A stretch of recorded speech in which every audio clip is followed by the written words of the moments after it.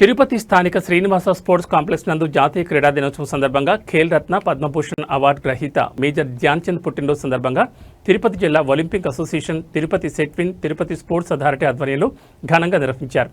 ఈ కార్యక్రమానికి ముఖ్య అతిథులుగా తిరుపతి ఒలింపిక్ అధ్యక్షులు డాక్టర్ ఎలమంచిలి ప్రవీణ్, సెట్విన్ సీఈఓ మోహన్ కుమార్, తిరుపతి జిల్లా స్పోర్ట్స్ అథారిటీ ఎన్ శశిధర్ విగ్రహానికి పూలమాలను వేసి నివాళులర్పించారు.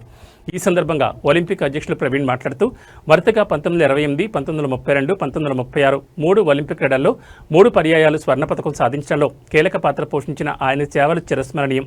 అందుకు భారత ప్రభుత్వం ఆయన సేవలను గుర్తించి ఆయన పుట్టినరోజును జాతీయ క్రీడా దినోత్సవంగా ప్రకటించడం హర్షణీయమని అన్నారు. ఆయన పుట్టిన ఈ రోజుతో సరిగ్గా 100 సంవత్సరాలు పూర్తవుతుందని అన్నారు. అనంతరం రాష్ట్ర స్థాయిలో క్రీడల్లో రాణించిన క్రీడాకారులకు Setwin CEO Mohan Kumar, Tirupati district sports authority T Shashidhar మెమోంటోలు అందించారు.